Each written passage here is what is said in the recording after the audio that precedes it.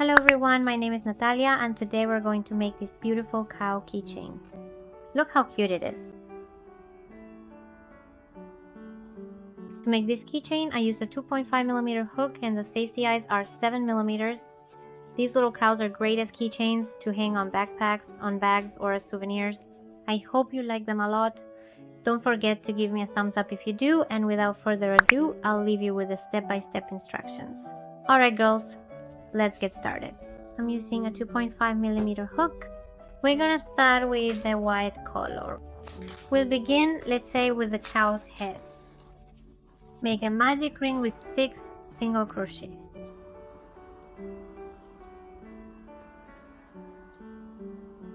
I have 1, 2, and even more, in fact, quite a few. We are now working on 3, 4, 5, and 6 stitches. We will now close our ring, and then we are going to work in a continuous spiral, so we will definitely need a stitch marker for the beginning of round number 2. I'm going to make 6 increases, hiding this tail as I go. There's my first stitch, and we need to mark this stitch. There's my first increase and my second increase, and make 4 more increases, 1, 2, 3, and 4 more increases to have a total of 6 increases.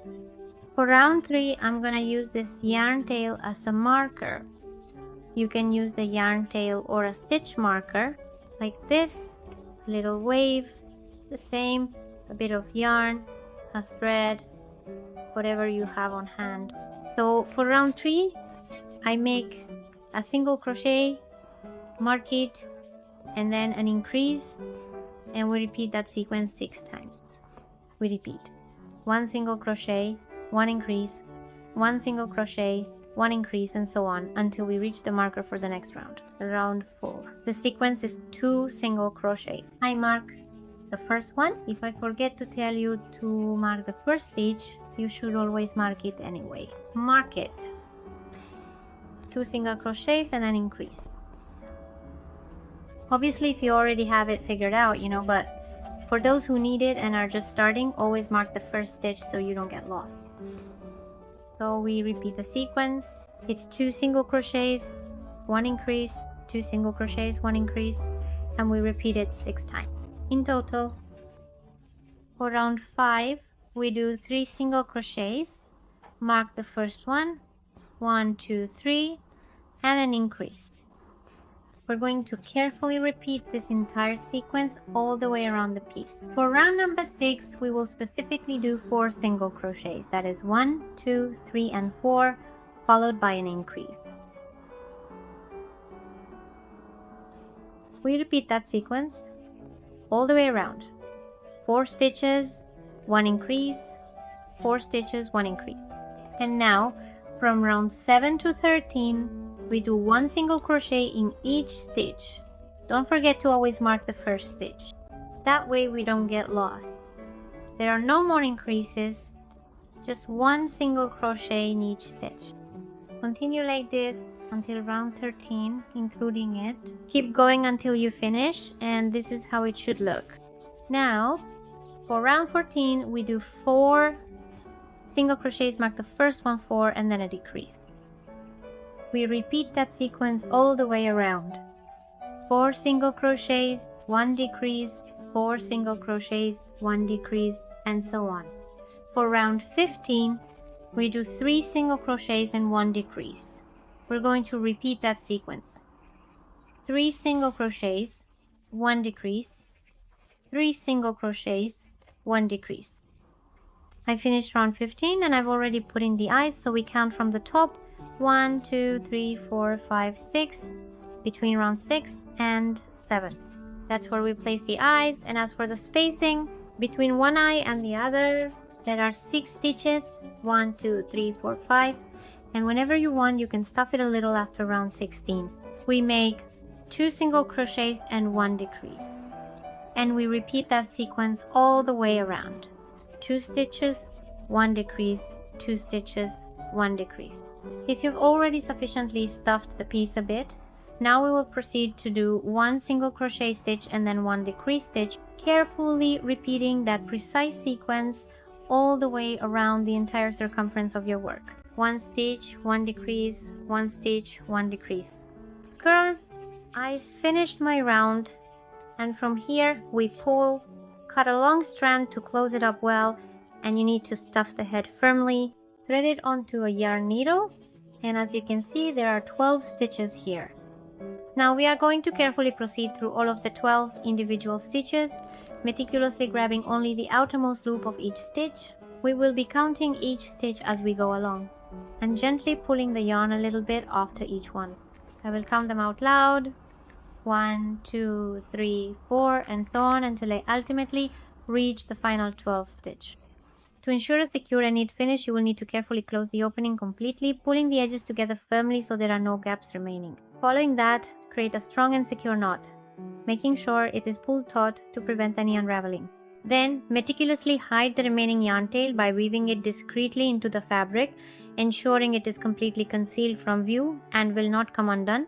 Now, with that completed, we are going to shift our focus and begin working on this specific section of the project right here, which requires our full attention and precision. Make a slip knot and leave a slightly longer tail. Alright, let's begin by creating a series of 5 distinct chains. We will meticulously form each one, ensuring they are properly constructed. Now, let's count them out precisely to confirm. First, chain number 1, then chain number 2, next chain number 3, following that, chain number 4, and finally, chain number 5. This sequence of 5 chains is now complete. Insert the hook into the second chain from the hook on, to insert there, and make 3 single crochets together, a triple increase. I have 1, and if you want, mark it carefully too, then 3, and now. Moving over here to this specific spot, you will meticulously make 2 distinct single crochets. First one, then the second one, and as you can clearly observe, there is precisely 1 stitch remaining right there, perfectly visible. There we will now make a triple increase, which specifically means creating 3 individual single crochets together, 1, 2, and 3. Now at this point, we are going to leave this particular side and begin the process of carefully hiding this yarn tail a little bit more securely. I now need to carefully make 2 single crochet stitches, and that precisely finishes this initial round 1 specifically, the first and second stitches of this particular round. Now I'm going to use this yarn tail as a marker.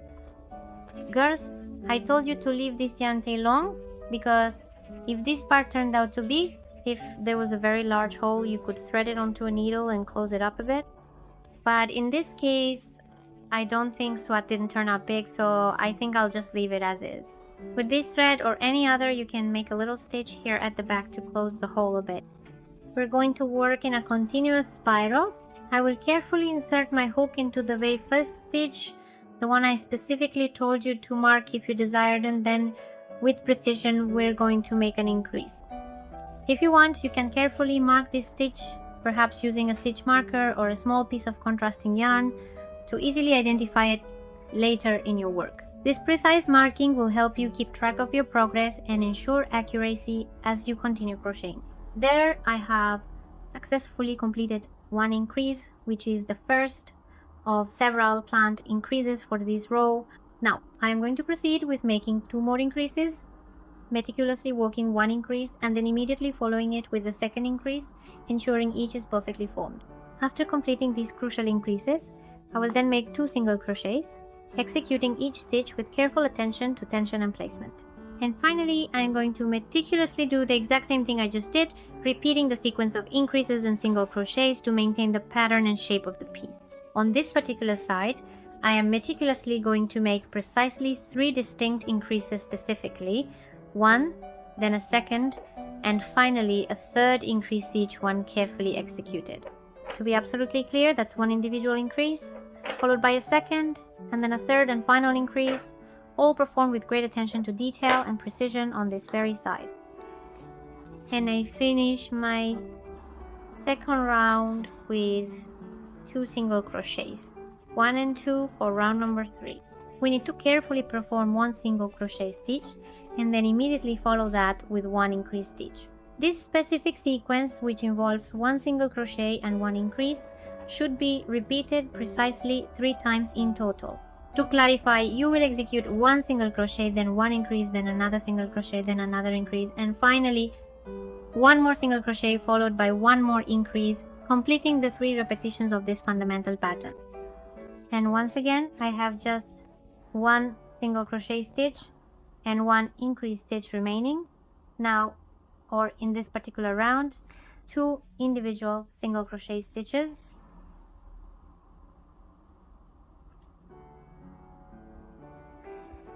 And now, in this particular corner of our current work, I am required to meticulously perform the exact same sequence of stitches that I have just completed. This specific sequence involves creating one single crochet stitch, immediately followed by one increase stitch. I will then repeat this precise 2-stitch sequence a total of 3 separate times. After successfully completing these repetitions, I will then finish off this current round by working 2 final single crochet stitches, specifically one and then a second, and with that accomplished, we are now prepared to smoothly transition and move forward to begin working on rounds number 4 and number 5 of our pattern. One single crochet in each stitch. Don't forget to mark the first one.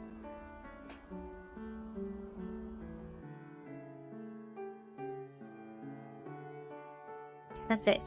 We don't do any more increases.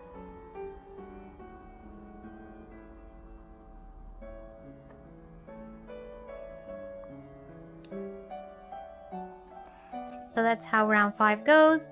Including it, I've finished my 5th round.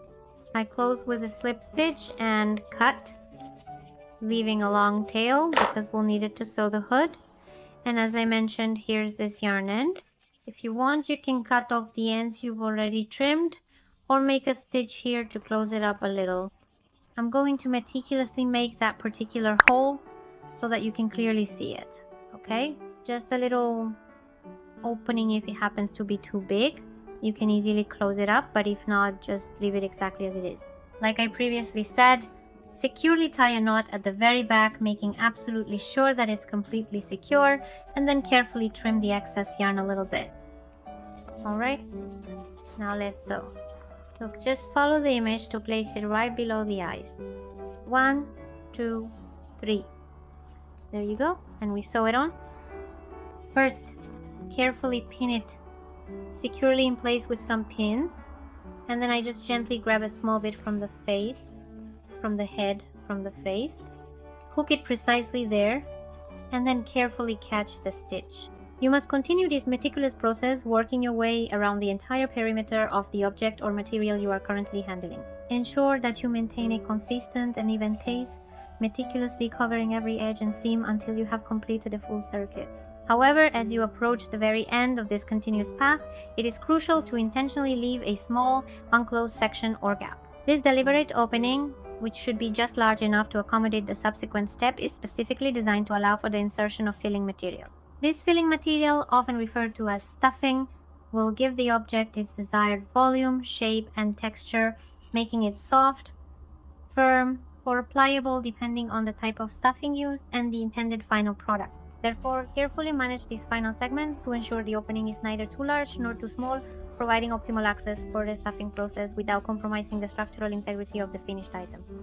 You see, this part gets stuff it, so stuff it. And that's it. Keep sewing, and then we'll come back to close it up. Girls, I'm done. Look, I've already stuffed it and kept sewing, just like I told you. It continues here, and now I make a knot.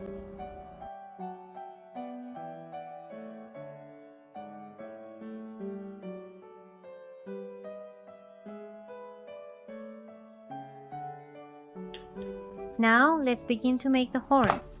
We will start with a magic ring of 8 single crochets, which I've already completed 8 single crochets. And we're going to work in a spiral, just the same. We'll hide this yarn end, and from rounds 2 to 4, we do 1 single crochet in each stitch. For each individual stitch that we create, it is important to meticulously mark the very first stitch of each round, as this serves as a crucial reference point. We will consistently continue this precise marking process in exactly the same manner, applying it from the beginning of round 2 all the way through to the completion of round 4. So this is how it looks. I close with a slip stitch when I finish round 4 and cut a long tail for sewing. And we pull on this yarn. We need to make 2 identical horns, and the parts, no, you can stuff them if you want. Okay, if you want to stuff them, that's fine. We're gonna make the ears, and I already have them done because it's the same as what we did here when we made this part. Alright, so I'll leave the instructions written here for you, and you do rounds 1, 2, 3, and 4, and then when we finish round 4, we're going to fold the ear like this. I know it's hard to see there, maybe you can see it a bit better now. I don't know. Well, we fold the ear like this, we have it like this, we fold it there, and we're gonna make slip stitches to join that little part.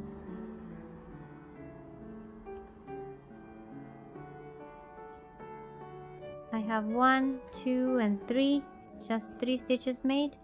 Then I make a chain and cut, leaving a long tail that we'll use for sewing, pull it through, and that's how it turns out. Now we thread a yarn needle, and I'm going to put this tail through here, pass it through here so we can use it later to sew like this, and that's how we leave it. We need to make 2 identical ears. Now let's make the spots. I made these little spots. Look at this one and this one. We make a magic ring with 6 single crochets. I know it's hard to see, so I'll leave it here for you anyway, just in case. We are going to work in a spiral, hiding this tail as we go. And for round number 2, look, I'm going to make an increase with single crochets. Then in the next stitch, I'm going to make an increase with double crochets, and in the following stitch I'll make another increase with single crochets. I did this randomly just so the spot wouldn't end up perfectly round. And now in the next stitch I'm gonna close with a slip stitch and leave it like that. We cut a long tail for sewing, pull it as always, and this was the magic ring. Hide it back here and make 2 identical spots. Thread a black yarn onto a tapestry needle. I've already made the eyelashes and 1 eyebrow. Now we're going to make the other one, the other eye. You can use the image as a guide. Okay, I insert the needle there, leave a tail here to make a knot. Then with careful precision I go in here, inserting the needle smoothly into the fabric, and then I meticulously come out at the very top, ensuring a clean and even exit point. From there I deliberately move to any adjacent stitch, taking my time to observe and assess how the entire formation looks, and indeed it truly looks pretty good and quite satisfactory right there, creating a pleasing visual effect. Now, for the next crucial step, we are going to meticulously work on the eyebrows, and I have already carefully marked their precise positions on the fabric. You can certainly follow the provided image as a comprehensive and accurate guide to ensure proper placement. Each eyebrow, as you will notice, takes up exactly 2 distinct stitches, specifically 1 stitch here and then the second stitch right beside it, forming the complete shape. Where is the eye? 1 and 2 rows. Okay, that's 6. I think it looks pretty good and quite complete now. And with this very same thread, you can meticulously make the other eye. And what about the eyelash? Now, we're going to proceed with this particular part right here, and I have carefully marked it for you with these helpful pins. So let's absolutely do it. So let's begin this process now. We will ensure every detail is perfect.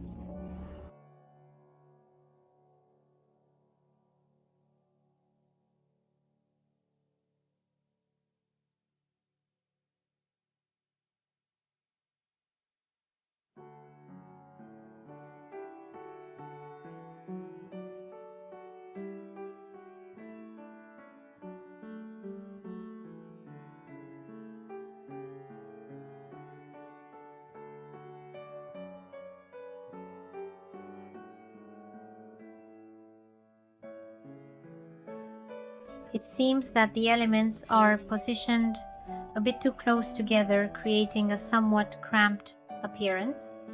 So I'm going to take some time to carefully fix this particular issue. My intention is to make a precise adjustment and then proceed to go in there, specifically to refine the placement and ensure everything is perfectly aligned and spaced out appropriately for a much more visually appealing and functional arrangement. Look, okay, I really think it actually looks quite pretty good. And now with these two threads, make a knot and hide them inside.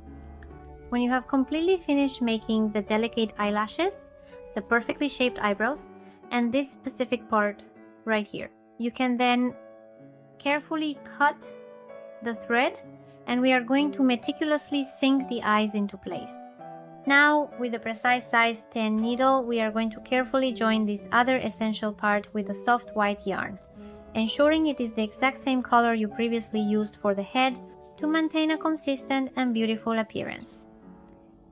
We will be entering the area from the very back, navigating through the intricate pathways, and then we will emerge directly adjacent to the eye, positioning ourselves more or less precisely in that general vicinity, ensuring optimal viewing and access. And then we leave a thread here to make a knot, and I go in through here and we're going to come out right where this thread is.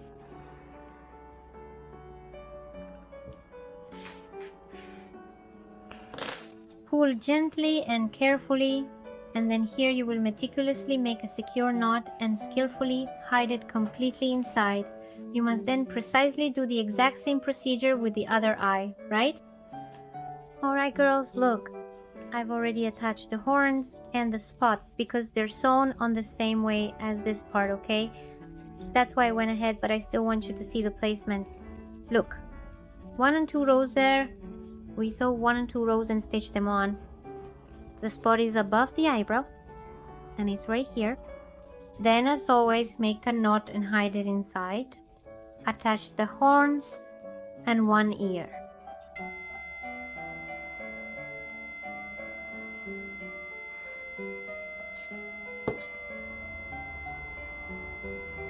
We simply grab the ear on the head, just like that. And when you see that it's secure, that's it. Make a knot and cut. But what I do in this case, for example, is I go toward the middle, insert the needle into another stitch, and come out at a stitch down here. This is to make it more secure.